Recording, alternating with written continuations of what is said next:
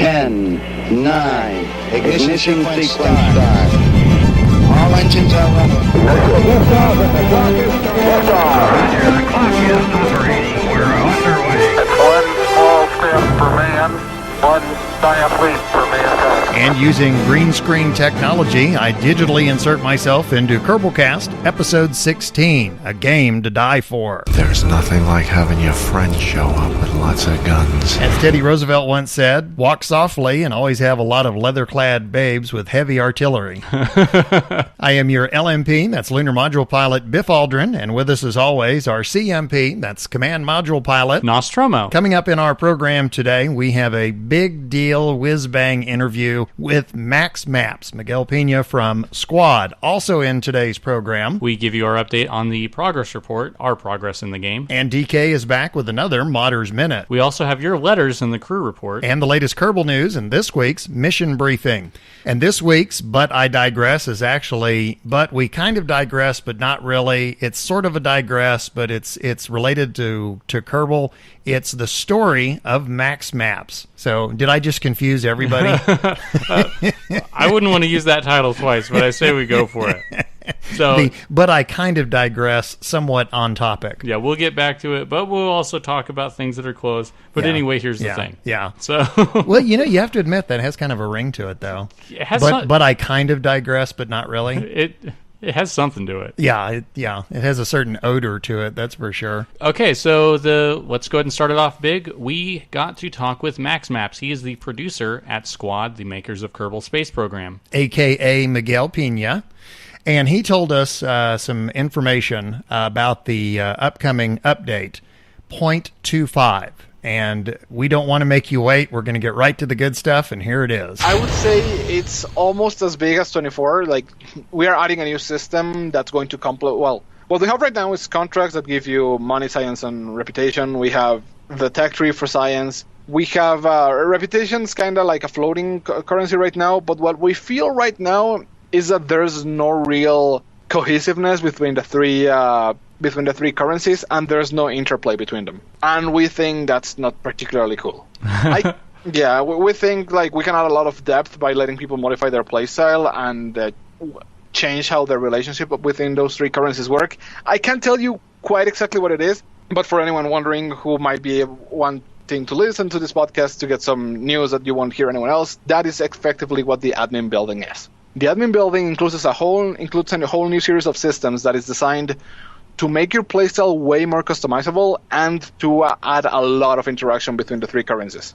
Okay, that you actually kind of anticipated my question, because I just saw some new artwork of the new admin building, and I was curious if it served a different function. So is that kind of the focus of 0.25? Yes, it's mostly the focus. There's two more systems going in that are going to modify how you play. One of them we're going to talk about next week, and the other one is going to have to wait until QA because how do I put this?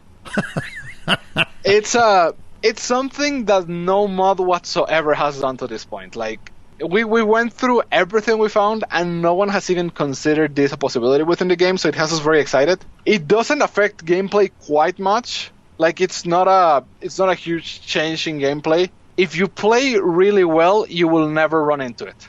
I'll put it like that. So, sea monsters? No.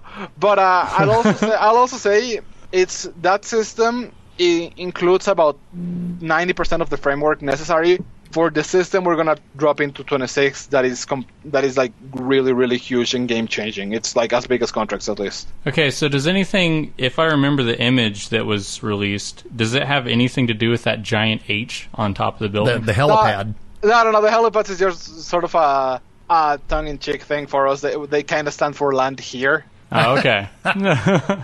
Well, listen, I'm going to go out on a limb here because I think I've figured out what you're talking about, and you can confirm or deny if you want. But you guys are adding Rolligs to the game, right? Oh God, Rollig.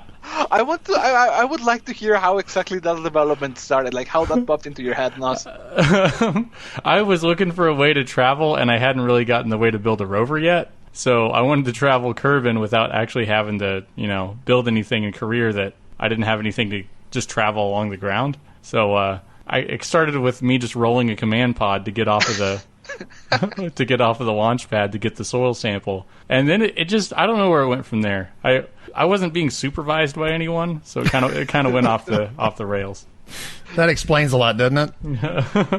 Yeah, I actually had a design for a rover like that where I just put a giant probe core and then 2 of the giant reaction wheels next to it, and then I just spammed lander legs as the spokes of a wheel. And these road, like if you've seen the war wheels from the Marvel universe, yeah, that's kind of what it's like and how it functions. See, I'm glad to know I'm not alone in this. Yeah, there you go. So when I heard you talking about rollies, it's like, that kind of sounds like my war wheel. I can't help but think, though, the developers, the guys that are working on this game, they probably sit there and listen to this and just shake their heads and think, there's more than enough laughter and entertainment to make up for the every now and then deep facepalm moment. I'm sure we have quite a few. Well, can you tell us a little bit more about 0.25, or is that the extent of what you can say? All right, we have the whole new set of spaceplane parts. Yeah, the integration of Spaceplane Plus.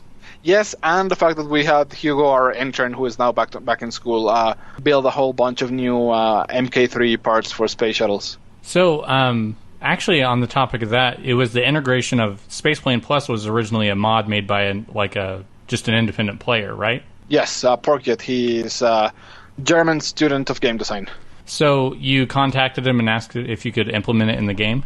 Oh, yes, but we didn't quite go like that. We were looking to do, like, one of the big items on our list for this update was, like, we need new spaceplane parts. The rest of the parts in the game have started to look better and better as time goes by because we are adding the textures, changing the parts, or adding new parts.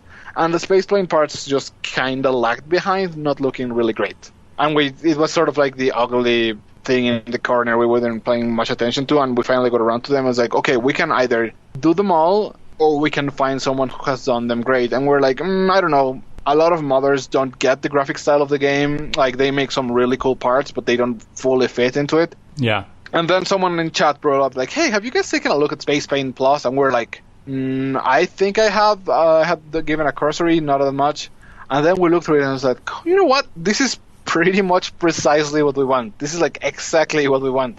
It has the graphic style down. It looks really sleek. It's really nice. And I was like, okay, we should definitely contact this guy and we should buy his content because he put a lot of work into it.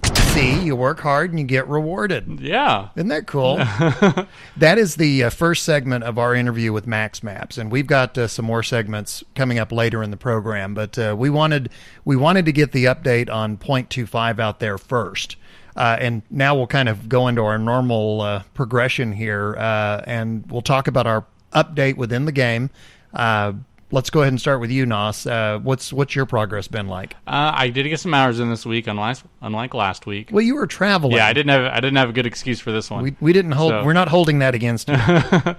So the first thing I tried to do is I tried to Shay put up that challenge, so I was working on that. And we have another one, by the way. Yeah, so I was launching. Also later in the program, I was launching little houses and trying to land them on the prairie. Yeah, people play the little music and stuff. Yeah, right. So I was launching those and landing some little houses. I didn't get all 8 before I decided I wanted to work on other things because I didn't have all the parts I wanted to make really cool looking little habitats for them. Yeah. So you know what? That challenge doesn't sound that hard, but it actually is. Yeah, to land 8. Yeah. It's actually harder than you think. Yeah. Anyway, go ahead.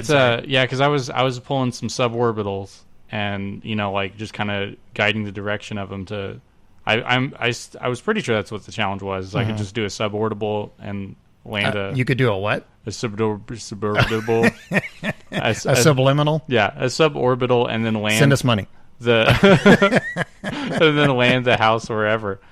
So yeah, I made 1 or 2, and they would I'd land them and they'd fall over, and I was like, does that count? Well, yeah, it's like split level housing. Yeah.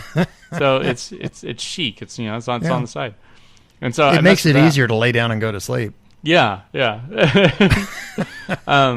Although getting up is difficult.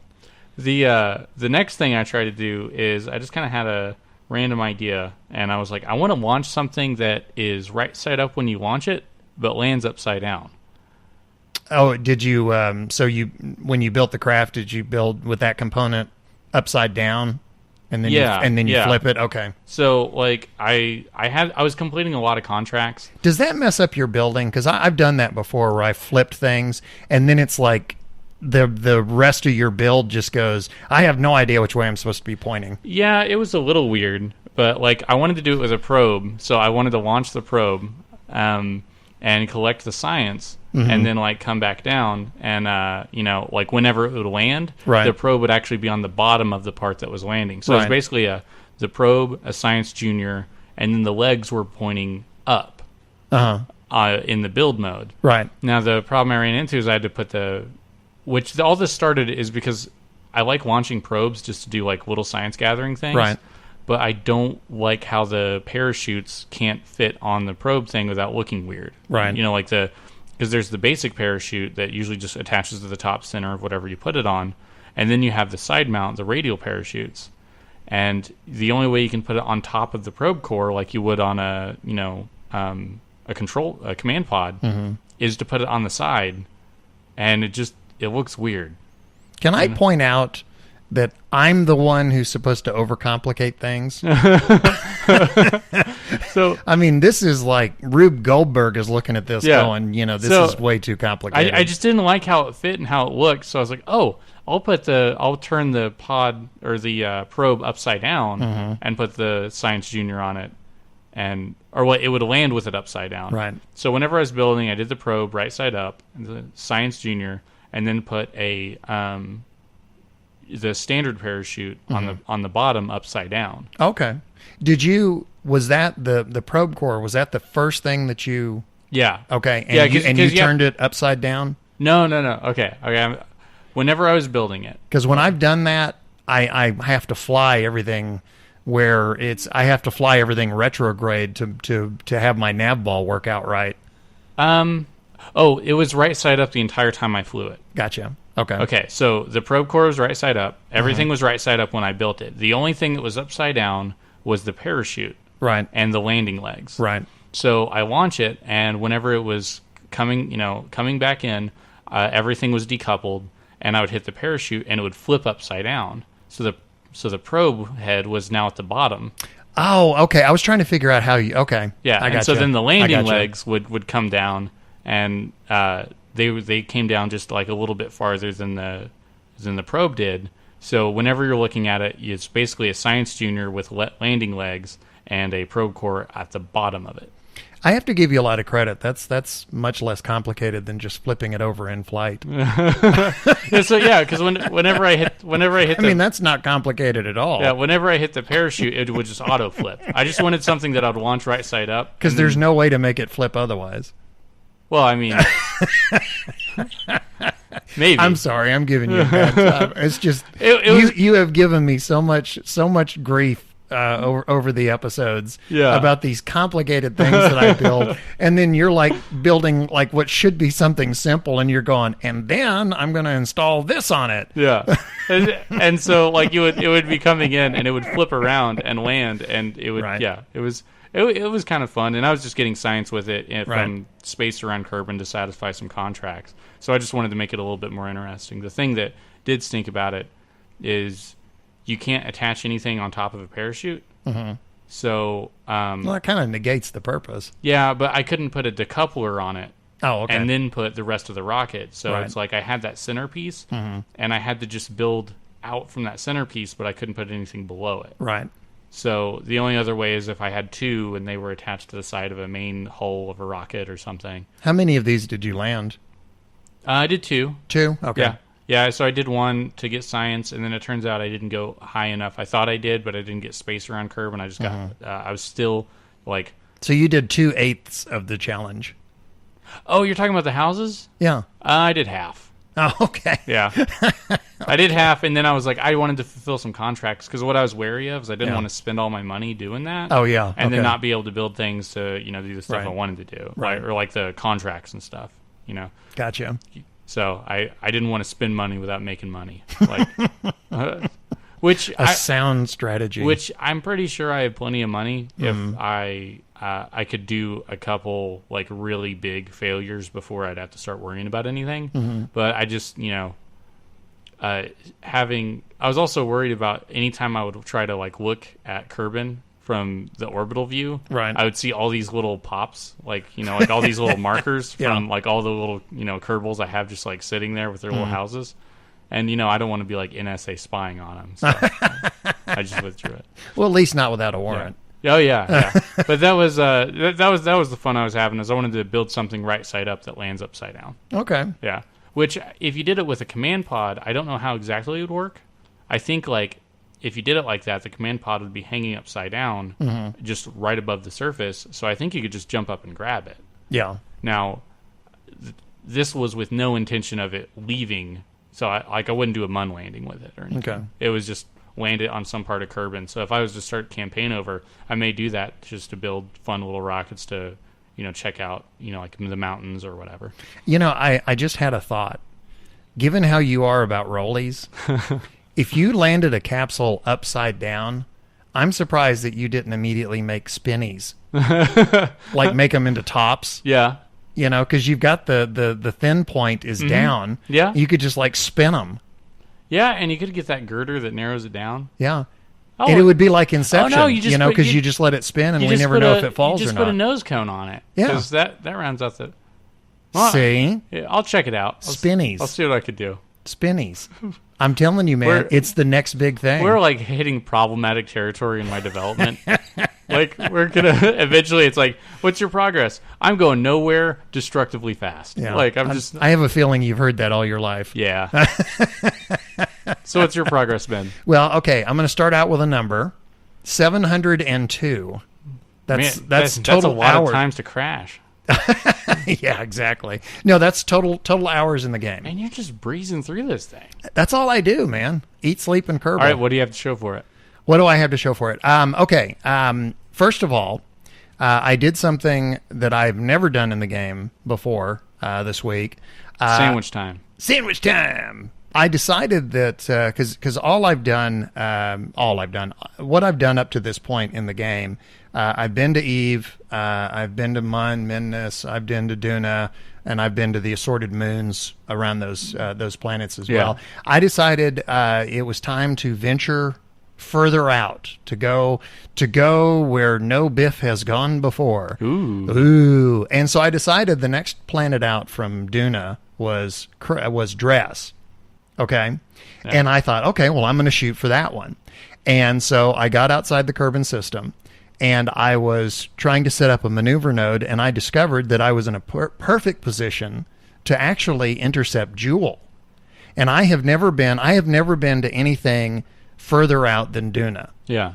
And Jewel has been one of those that I've always wanted to go to, because that's the game's analog of Jupiter. Uh-huh. And when I realized that I was in a perfect position to go to Jewel without a whole lot of fuel expenditure, I went ahead and did it. And I've currently have a ship in orbit around Jewel. I've been slowly narrowing the orbit itself to where now I am orbiting. I'm trying to think, what's the innermost? Is it Tylo? No, it's Lathe. I'm sorry. Lathe is the innermost moon. It's the moon that's closest to Jewel. Yeah. I am in an orbit that is just slightly above Lathe. And that's where I am currently. What I need to do, and this is where I stopped last night, was I am launching some tankers because I'm going to need some fuel to get back. Yeah. I'm going to need more fuel than I have to get back. But currently I am orbiting just above Lathe. And I've got a good view of Jewel. It's the first time ever in the game, not just this playthrough. It's the first time ever I've been to Jewel, and it's really cool. Yeah. It's a big planet, so that was kind of cool to actually see it. Yeah, you're like, hey, there it is. Yeah, and because it's whereas the real Jupiter is more of the kind of murky reds and that sort of thing. Mm-hmm. The Jewel is actually more green. And it has the same kind of striations and the clouds and the whole bit. I mean, it looks like a green Jupiter. And what's neat is when you do the galaxy view, when you do the M key and you can see the big map view, it has so many moons circling around it that when you time accelerate, it's like, honestly, it's like watching bullets zip around, because you've got all these moons just going all over the place. And then there's one, Bop, which they theorize is a captured asteroid, and it's on this really wacky inclined orbit where it actually goes way high above and then goes way below, and it's really cool. I want to visit some of the other moons in that system before I leave. The lathe looks like, from what I can see, it looks like most of the surface is liquid. There are little scattered islands here and there. I'm going to do some reading on it before I actually attempt a landing. But it looks like it's going to be tough to land on, because the target, I'm going to be trying to target some very small islands. Yeah. That's going to be tricky. But anyway, that's my progress in the game, is I finally got to Jewel. I should not be this excited. No, it's on the horizon. That's pretty cool. I know. It's just like I remember the first time I was orbiting the Mun, and I was like, "It's right there. Yeah, it's right there." Being able, and I was taking screenshots like crazy. Oh yeah, because I was going like, there's Jewel. I finally, and this is the dumb part, right? Is I was actually thinking to myself, I'm finally seeing Jewel with my own eyes. Yeah. Yeah, right. It's like, it's a game. Well, I'm seeing, that is no more real than a picture of it that I see on a wiki. But the fact that I actually got there. Yeah, that it's your experience seeing it, which is cool. Because I know. I've seen screenshots of the Mun. I've seen people land on the Mun. Right. And the only time that ever felt special and cool to me is whenever I did it. Yeah. And it's like, I think it's cool anytime people do things, like if somebody lands on Lathe or any of those, it's like, hey, that's really cool. Yeah. But until you do it, it's like, that's a very neat thing. But whenever you're doing it, you're like, I'm the one doing it. Yeah. I'm actually doing it. Well, that's we have spoken many times about the uniqueness of this game. Yeah. And that right there is one of the unique things, is how many games are out there where simply getting to a location is so satisfying. Yeah. The fact that, for the first time ever, I'm orbiting Jewel.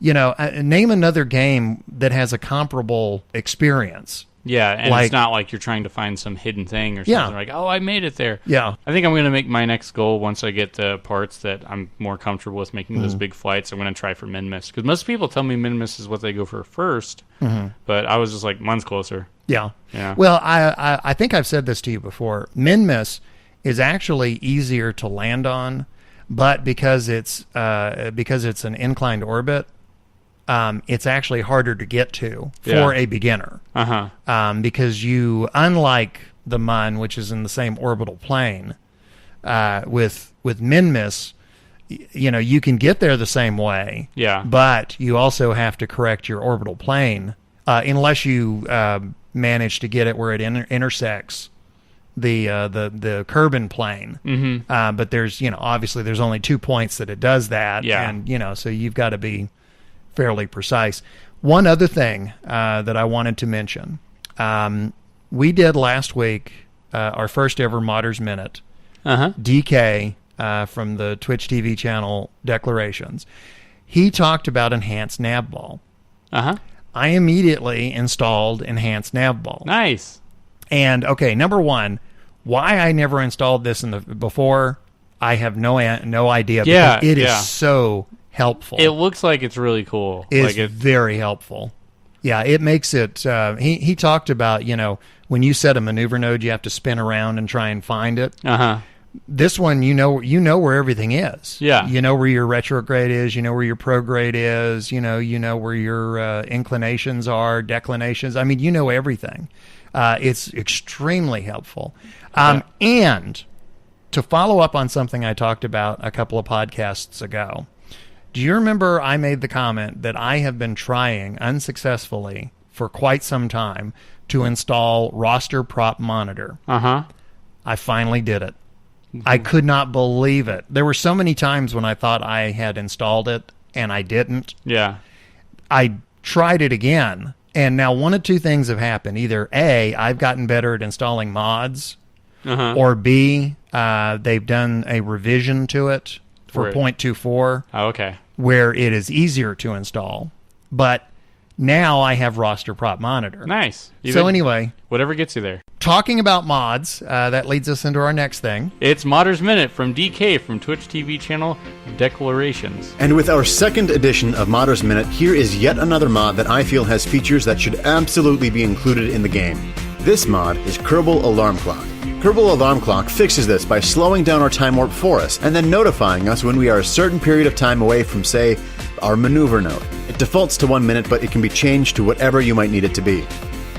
In addition to setting alarms for maneuver nodes, you can also set alarms for the other flight path nodes, apoapsis, periapsis, ascending node, and descending node. You can set a launch rendezvous alarm for when your craft passes under the orbit of a target while it's on the surface of the body the target is orbiting. Alarms for when your ship changes from one sphere of influence to another. Alarms for when you are coming in for rendezvous and looking for your closest approach. You can create an alarm for when you are a certain distance from your target, which can be helpful for some of those new contracts. And the most important one to me, transfer alarms for when your interplanetary phase angles line up and you're ready to head to another planet. So what I'm saying is this mod has alarms. And with all of these alarms, if you are currently controlling another ship when they go off, you can jump right to the ship with the alarm. This mod is one that vanilla players would absolutely love to have. It's another mod that only helps the vanilla game experience. And that was DK with his Modders Minute. Before we get to our next thing, I did want to mention DK has put up his first tutorial video on YouTube. Yeah. And I strongly recommend this. It is short. It is to the point. It's not so technical that it would be over a beginner's head. It has got animations. It's got on-screen text, arrows. This is, when I was a beginner, this is exactly what I would have been looking for. And what you want to do, go to YouTube and search for this. Getting into Orbit KSP Tutorial Series for Beginners. And we're going to post a link to it on our website, and we're also going to tweet out the link. But it's a very good video. If you enjoy Modders Minute, you will certainly enjoy DK's tutorial YouTube videos. Talking about mods, looks like there's been a change, and Nos is going to tell us about it. Okay, so there were a few rules that were changed for posting mods on the Kerbal Space Program forums, and the mods went into effect on August 21st. The big changes would be you can't have donate buttons, and another big change was if any data is going to be sent to a third party from the mod, it needs to be opt-in or opt-out. You're on the Something Awful forums, and you've got some comments. Can you share some of those? Spooky Donut writes, I've been watching carefully. I hit the mic. Hey, it's the mic hit. Spooky Donuts write, I've been watching carefully. Ferrum immediately included mod statistics in all of his mods and hasn't done anything to change that since the past month. ScanStats still hasn't been updated. Kethane is still only in 0.24. The mod stats thread is locked and Majir is too busy to make it strictly opt-in. Despite the plethora of pull requests on GitHub, everything above is breaking the rules as of current. Now, as far as Kerbal attachment system goes, there hasn't been any record of mod statistics being in there, so it hasn't been updated very much, but it also is not against the current rules. Didn't you tell me that there's a alternative Kerbal attachment system or a similar mod that's what did you say is out there or being worked on? It's being worked on. Okay. Rover Dude is he's also working on, he made Carbonite, which is the kind of the new Kethane in the whole Kerbal world. Now he's working on something to like Kerbal attachment system with kind of his own spin on it, but has a lot of the same features like the ability to attach things and clamping and securing objects. Well, as you said, there has been a change to the rules for modders. And going back to the interview we did with Maxmaps, that's something that we asked him about. Our mod rules were kind of outdated and problems that could have come up weren't considered, which isn't fantastic, but which means that eventually we had to deal with them. For example, we have no problem whatsoever with any of our players voluntarily giving stats or data from their computer to any mod or server that they desire. Like, we are totally fine with that. Okay. But what we are, what we're not totally cool with is the fact that people weren't really disclosing what was being gathered as easily for someone who doesn't have that much technical expertise to follow up, and that there was no real easy way to opt out of this kind of thing. So we had to build new rules around it. Like, okay, yeah, if anyone wants to give you their info, totally fine, but you have to make it easy for them to say no to your data gathering, and you have to disclose everything that you're collecting.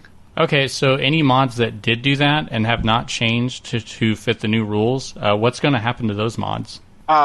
We are not going to go after them or anything like that. We're not going to, chase them out of communities or whatever.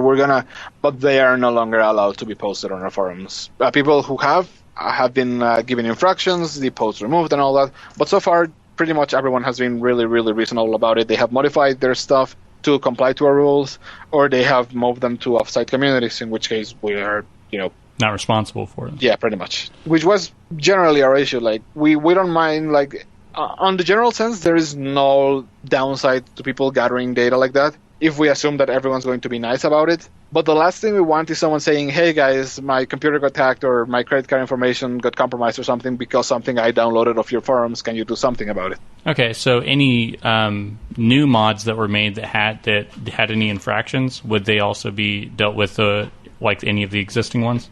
Yes, they would be.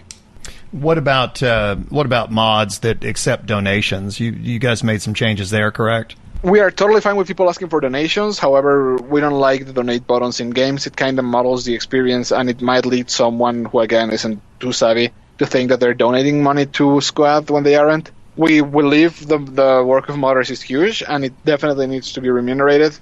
But we prefer that stays outside of the game environment. Which that makes sense, because it's like whenever you go to download something, and there's like 3 or 4 ads all around it that also look like download buttons. Yeah, I was going to say, when he started talking about the changes in the mod rules, it's like it makes perfect sense. Yeah, and whenever a company's starting off, I mean, this is the first game they're making, like, right, and you have something that's this popular and getting this modded, like, things start to pop up, and you have to change your modding rules because.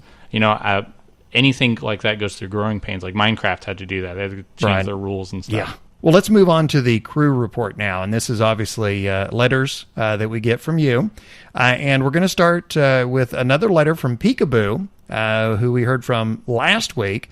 And he says, Dear Biff and Nas, in your last show, Keen Roberts asked for a more efficient trajectory for launching from Kerbal. We got quite a few letters on this one. Yeah, apparently we weren't doing that right. Yeah. Well, and Maxmaps said that. He said that when they listened to the podcast, he says they there's like an outcry. Yeah, he says that they have the occasional, he called it the face palm. Yeah. When we talk about what some of the things we do. Because, we're honest. When we make mistakes, no matter how big of a goober it makes us look like, we mention it because we're learning just like you're learning. And, the idea is that, we're making mistakes. Hopefully you'll learn from the mistakes. And also it helps because if we say that we're doing something and it's not the best way to do it, folks will write in, and then, of course, we can share that. And Peekaboo gave us, he shared some information with us as well. And he said, first of all, as far as doing a more efficient launch, because what we were doing was we were coming straight off the ground until the nav ball switched to orbit, and then we pitched over to 90 degrees and kept going. Big waste of fuel. He says that what you need to do, first of all, get the Kerbal Engineer Redux mod, because there's some very important information that you need to have to do an efficient launch. He says the 2 most important figures for rocket building are the thrust to weight ratio, TWR, and the amount of available delta V. And the Kerbal Engineer mod makes all these calculations for you. It's detailed by stage and in various conditions, and it's absolutely essential. Okay, a optimum launch. Build your rocket so that the stages that take you out of the atmosphere will give it a thrust-to-weight ratio higher than 1 for each of them. Okay? When you launch, keep going straight up until you pass 10,000 meters. The reason for that, flying vertically to 10,000 meters is intended to get you out of the thicker part of the atmosphere. Above 10,000 meters, the air becomes much thinner, allowing you to push the engines to full, gaining speed without losing too much fuel to drag. Okay? During this stage, and this is as you're ascending to 10,000 meters, you should keep your speed below 200 meters per second. Throttle the engine back if needed. If you keep Kerbal Engineering running the display as you're ascending, you can actually watch your thrust to weight ratio and adjust your throttle accordingly. But keep your speed below 200 meters per second, because otherwise all you're doing is burning fuel. It says it conserves fuel up to 10,000 meters. Kerbin's atmosphere is very thick, and pushing against it at more than 200 meters per second substantially increases the fuel consumption with very little additional speed gain. Okay, when you pass 10,000 meters, tilt your rocket to the right, which in the game is east. You're going towards the 90-degree axis. Tilt to a 45-degree angle, which is basically halfway between the center point of your nav ball and the 90 degrees, okay? Tilt to the 45-degree angle and then immediately throttle up to 100%. So let's say you're running at less than half throttle to keep yourself under 200 meters per second. Once you pitch over to 45 degrees, throttle up to 100%. What you want to do is you want to start paying attention to your apoapsis, okay, the highest point, and wait until it passes 70,000 meters. And you can do this either by having the display screen of Kerbal Engineer open, because it'll show you your apoapsis as it's forming. Or you can simply go to the map screen with the M key. When it reaches about 70,000 meters, cut your engines, and then just coast until you get close to the top of it. Okay? Once you get there, burn until your periapsis gets to where you want it, and ta-da, you're done. That's you have an orbit. He says this template should let you get a stable circular orbit at about 100,000 meters at the cost of about 4,700 to 5,000 meters per second of delta V. And again, having the Kerbal Engineer helps you calculate both the thrust to weight ratio and the delta V very easily. So he's helped us, and he wants your help as well. He has a question. He says he doesn't really understand how to perform an interplanetary maneuver. To the listeners, could you please explain how to perform an interplanetary transfer maneuver? The simpler, the better. Please write to us. Give us your suggestions. What's the best way to get from planet to planet? Yeah, obviously, we're not the best authority on some things. And you'll be helping Peekaboo out. Peekaboo, by the way, you know how we've been doing multiple sign-offs? Yeah. We have more to add to the pile. How many? 2, in fact. Oh, yeah. Well, see, what I just read to you was kind of 2 letters put together. So I have 2 totally different sign-offs. The sign-off on the first letter was: load up the pad, strap in the Kerbals, ignite the rockets, and may the odds be ever in your favor. The second sign-off, which comes from the second letter, this one's shorter: don't forget to top off your tanks and stock up on snacks. Again, that's Peekaboo. Yeah. Thanks for the help, and we'll see if we can't maybe get some help for you too. What's our next letter? Okay, speaking of advice from Cody C. Greetings, gentlemen.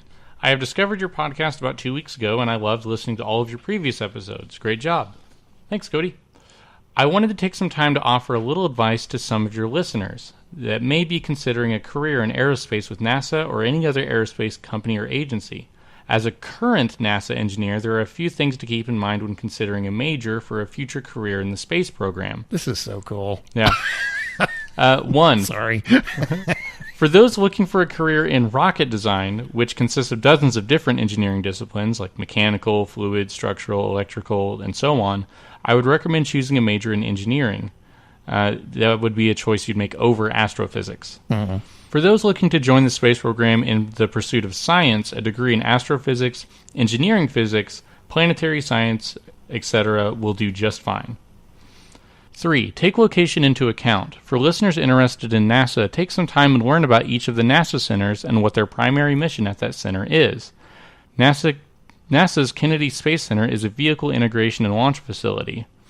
They put parts together, provide the vehicle with the commodities and services it requires, and then launch it. NASA's Jet Propulsion Laboratory, on the other hand, they design, control, and maintain the science-gathering equipment, rovers, telescopes, and satellites operated by NASA. Lastly, just keep in mind that you don't have to work for NASA to work for NASA. That may sound odd, but the agency operates in large part by contractor companies that work both for and alongside the civil servants. It is often much easier to start a career in space by finding entry-level employment with a contracting company. However, if you are interested in a civil servant position fresh out of school, NASA internships and co-ops are the way to go. I hope this helps some of your listeners on their path to achieving their dreams of a career in space. Keep up the good work, gents, and fly safe. There we go. We have another sign-off. I said this last week. I'm going to repeat it because it needs to be repeated. It is so cool that this game is driving people into the aerospace engineering or the aerospace industry. Yeah. That is so cool.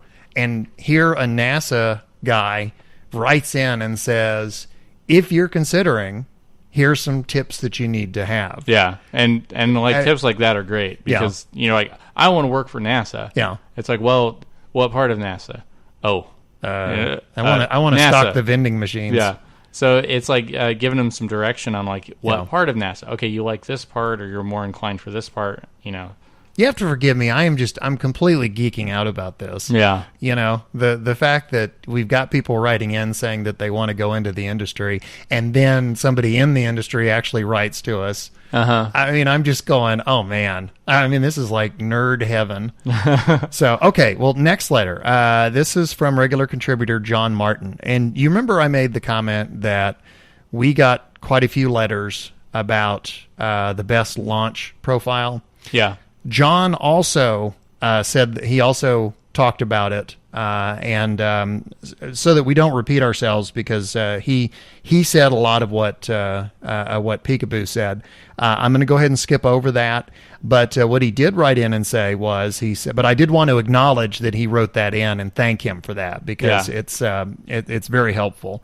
And by the way, I have tried these suggestions. Uh-huh. Yes, very helpful. You get into orbit with a lot less fuel, and it's a lot more efficient. Yeah, I think I've realized that the rockets I've been building have been best for just launching straight up. Because whenever I've turned and go to the 45 and stuff, I've realized mine are kind of hard to control. Like I can keep them up and center, but like whenever it came time to turn them, it started getting a little wacky. So I was like, okay, I think I need to work on this. Because I didn't put wings on or anything like that. It was just like go. So well, I've done that, where especially where you get to that point where it's time to turn, and then for some reason it's like the minute you start to turn, the whole thing just explodes. Yeah. Well, there's obviously a glitch there somewhere. But anyway, back to the letter from John Martin. He says, first of all, thanks to Shay for starting the challenge. I have been away from the game for a couple of weeks, and the challenge brought me back to start a new sandbox game.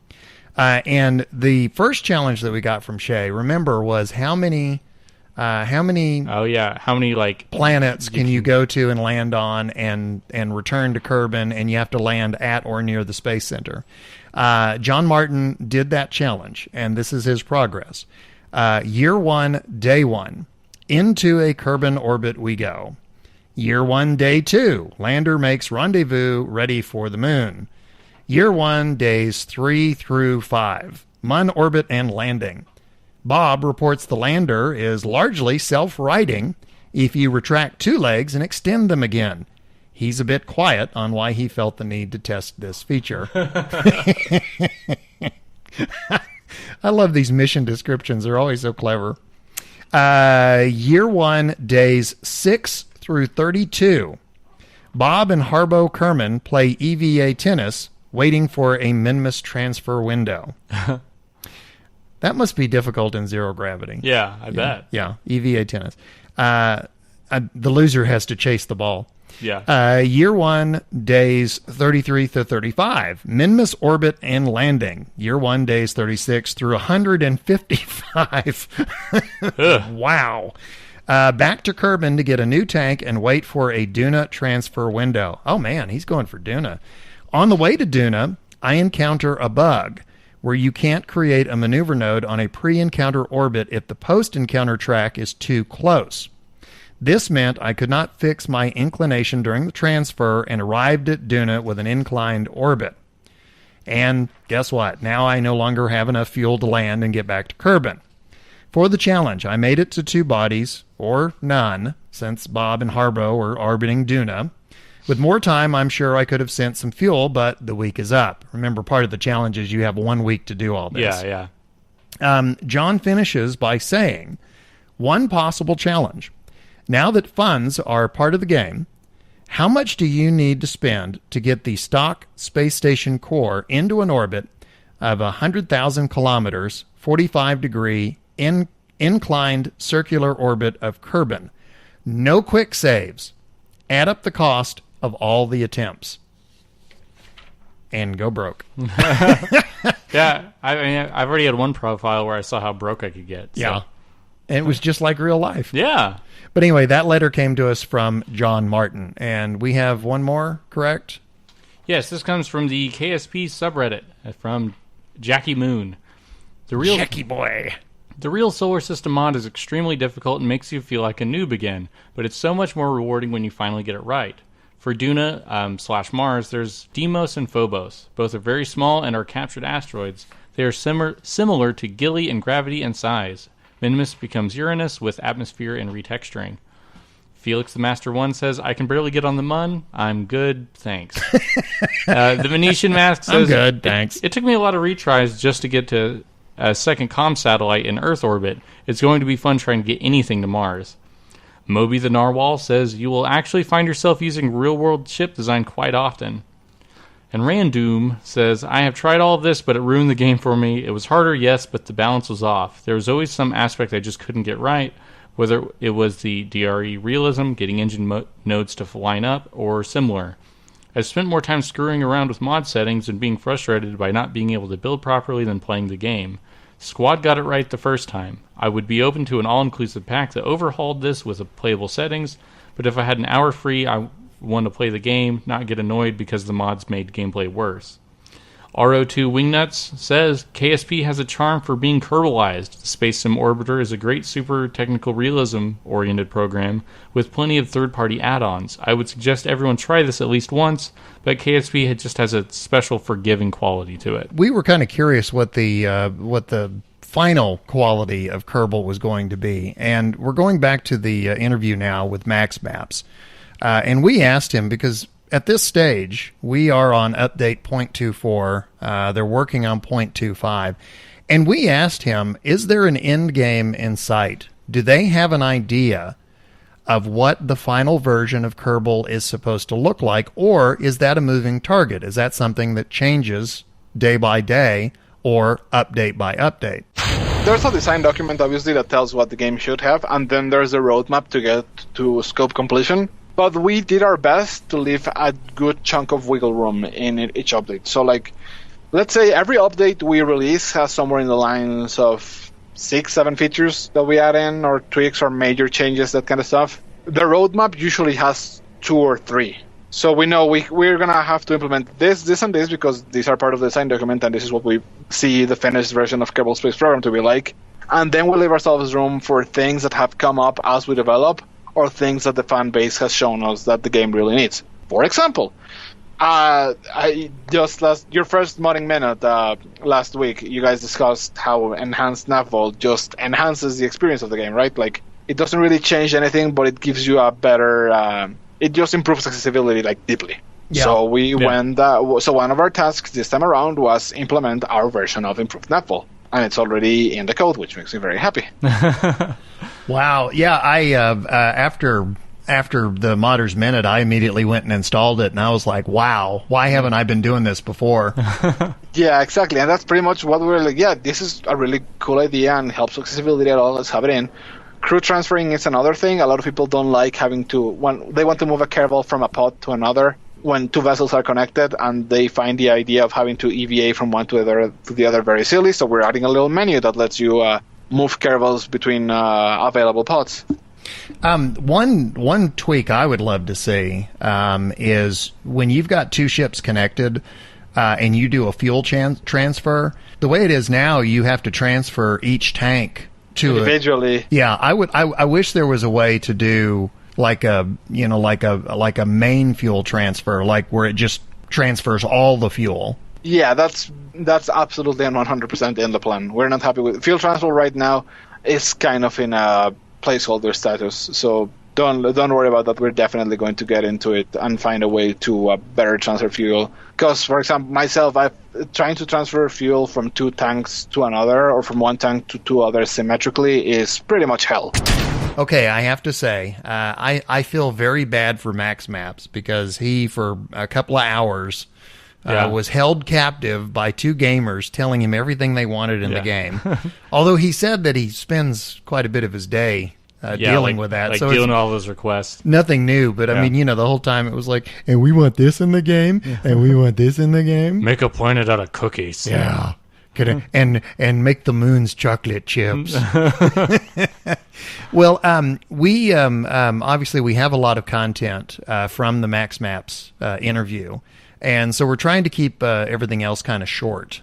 So for mission briefing, we have one story today, and this comes to us. It's one you're excited about. I'm excited, even more than the Planet of Cookies. This comes from the Civilization Wiki. And I've said in previous podcasts that I am a fan of the Civilization games. And there's a new one coming out. It's called Sid Meier's Civilization Beyond Earth.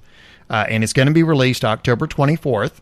And it is available now for pre-purchase on Steam. $49.99. So if you have $50 laying around, that would be money well spent. The story of the game... It takes place approximately 200 to 300 years from the present when humans must leave Earth as a result of an event called the Great Mistake. The Great Mistake. It's chapter 1. I wonder what that is. Chapter 1. Whoops. Oops. In the game, humanity travels through space to start a new life on extraterrestrial planets by establishing colonies there. Yeah, it's the same basic core Civilization game, but it's on different planets. Yeah, the mechanisms are still the same. And I've looked at screenshots, and it's like you've got like sea monsters in the water, and nice. You have like all this high tech. Oh, hey, somebody made sea monsters after all. That's right. That's right. Just as long as they don't do sea monkeys. Yeah. But yeah, you have a lot of future tech, and it's. I've heard it's a distant cousin to the old Sid Meier's game Alpha Centauri. Yeah.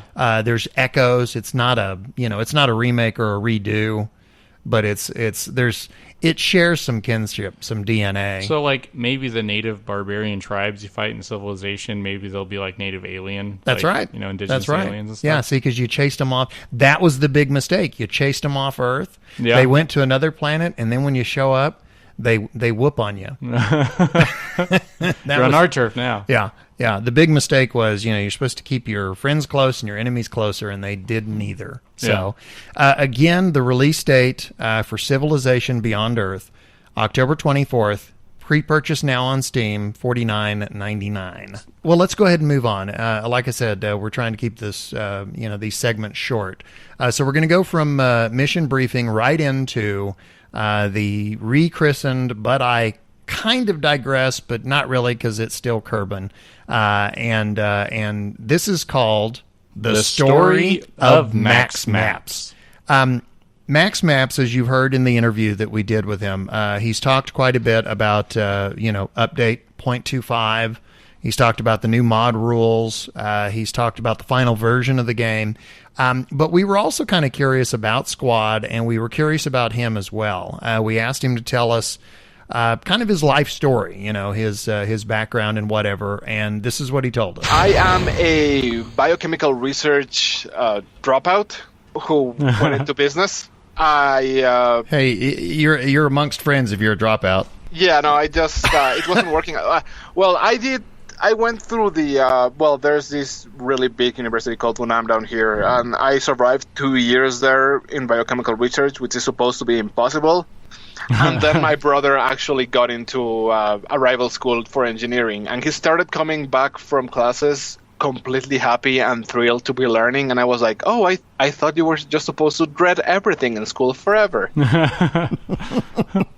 So I figured maybe I mispicked my career. So I went into business because that's kind of what everyone had told me I should have done my whole life, and turns out they're right. At some point you learn that you can in fact get paid to talk for a living, and I was like, I want to do this thing. Yeah. Were you with Squad before they started doing Kerbal, when they were still a PR? Oh no! I actually I started doing. I once I graduated, I got a job for the pharmaceutical industry, representing people as their PR guy, which was great. Kind of soul-consuming entirely. So I eventually quit. I did some consulting, which was fun, but also infuriating because I hate it when I tell someone what's wrong and then decide to completely ignore me, even if they pay me for it. Yeah. And I was like, you know what? I'm just gonna find something. There's gonna be something fun I can do around here. And I have this friend over at the Something Awful forums called Weir. She's like a super nice gal, and she got me into KSP because I've been a gamer since I've had memory. Like I got an NES before I could like really walk properly, so that's it just sort of stuck forever. Yeah.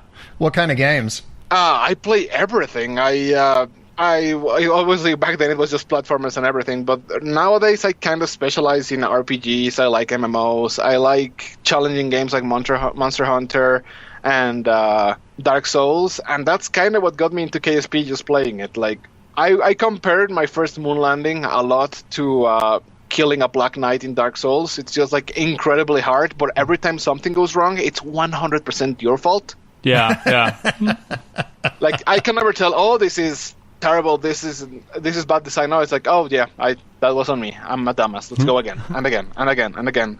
Before Kerbal Space Program, did you play a lot of simulation games? Not particularly. No, I've never been that much into the sim genre. I like SimCity, I suppose. Like that's certainly fun for me and that kind of stuff. But Flight Simulator and stuff like that, I just never really touched. I tried Flight Simulator once at a friend's house, and it went so awfully bad, and it was so incomprehensible to me that I just went, no thanks.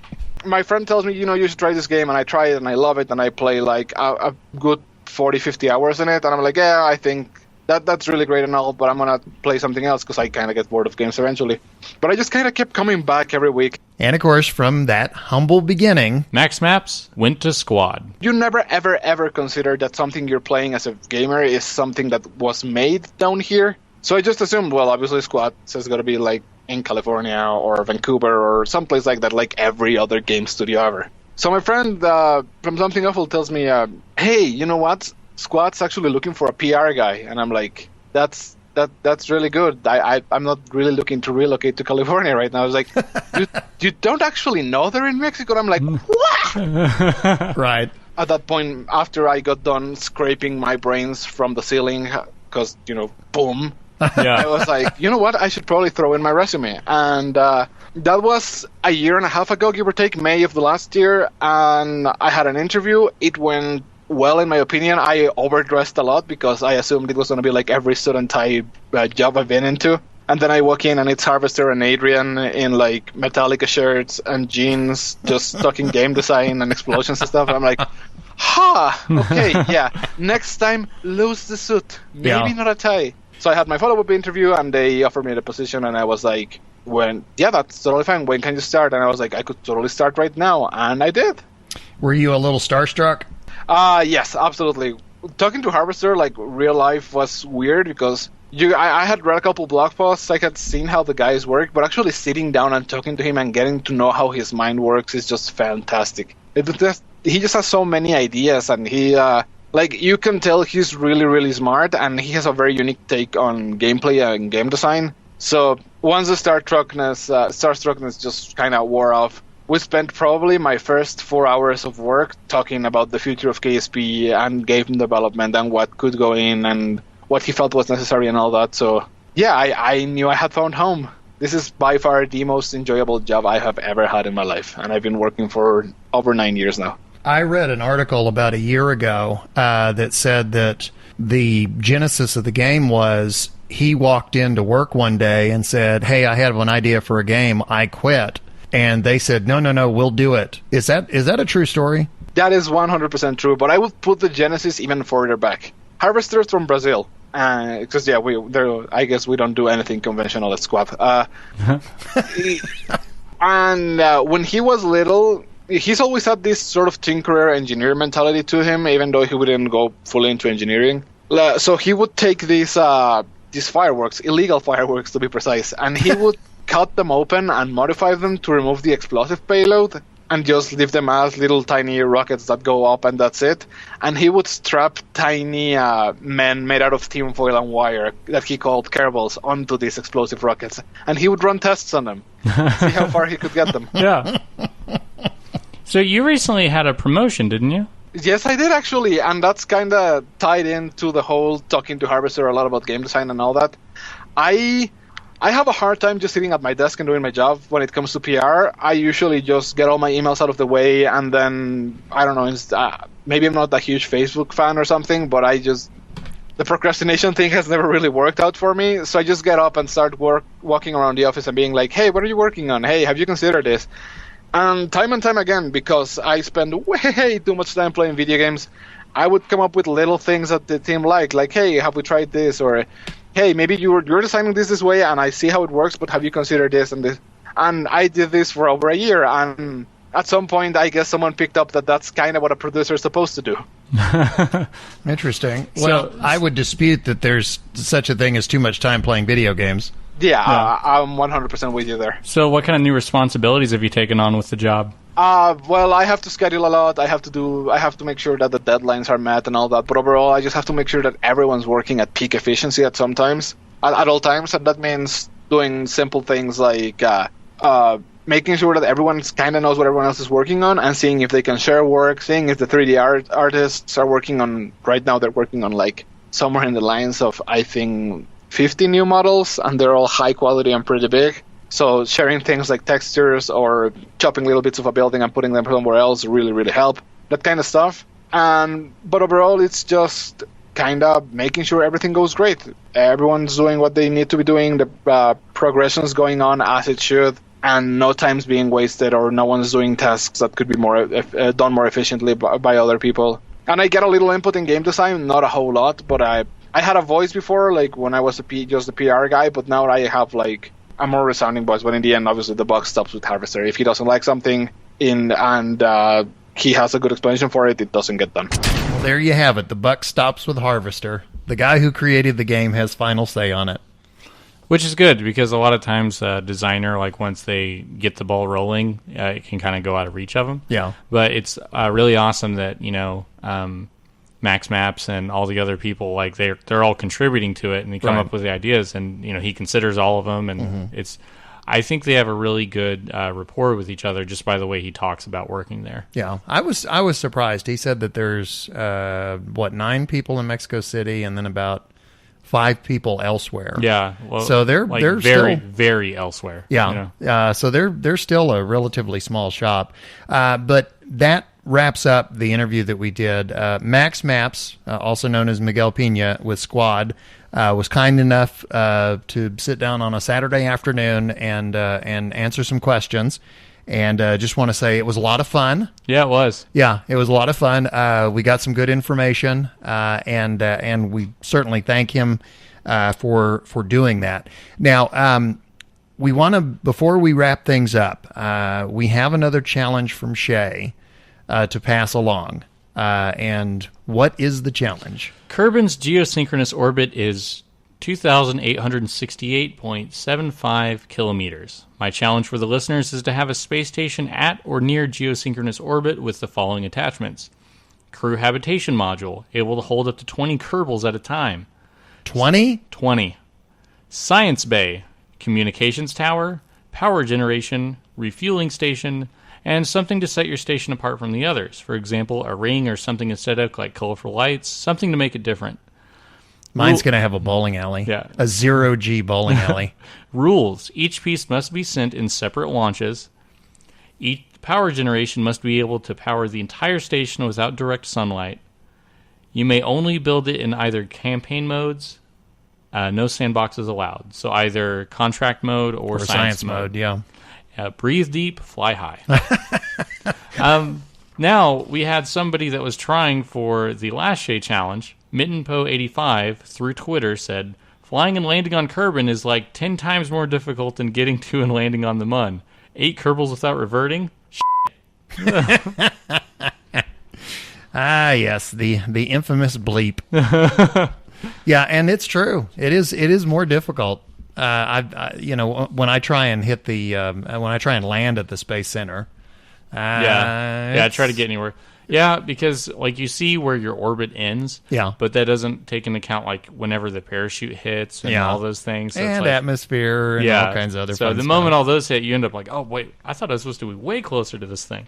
So your Shay challenge for this week is to build a space station, a big honkin' space station, apparently. Yeah. In geosynchronous orbit around Kerbin, and I've built stations similar to what he's talking about. If you are not good at orbiting and rendezvous when you start, you will be when you end. Yeah. Because you're going to be doing a lot of it, and you'll be working your way down. Well, we as always, we want to toss out some thanks. First of all, top of our list, Miguel Pena, a.k.a. Maxmaps with Squad. Thank you again. It was such an awesome interview. And we really enjoyed it. We really had a lot of fun with it. We want to give a thank you to our listeners, including our regular contributors. And that includes DK from the Twitch TV channel Declarations and his Modders Minute. As we said, he does have a YouTube video that he's put up, Getting into Orbit tutorial for beginners. We are going to have a link for it on our website and also Twitter. You definitely want to check it out because it is a lot of fun. We want to thank the Reddit moderators of Kerbal Space Program and KSP Testing. And all the music you've heard is from Professor Soap. You can find him at facebook.com/Professor Soap. Don't forget, you can always get in contact with us. Our email address is kerbalpodcast@gmail.com. On Twitter, it's @Kerbalcast. You can subscribe to this podcast on iTunes, or you can download directly. It's kerbalpodcast.libsyn.com. And until next time, I'm your LMP, that's Lunar Module Pilot, Biff Aldrin, and our CMP, Command Module Pilot, Nostromo. And as we say goodbye, remember, may you always have a star to steer by and enough fuel to get you home. Until next time, happy Kerbaling!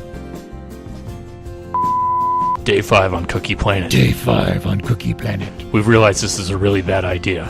We did not bring any milk supply. This cookie is very dry and crumbly.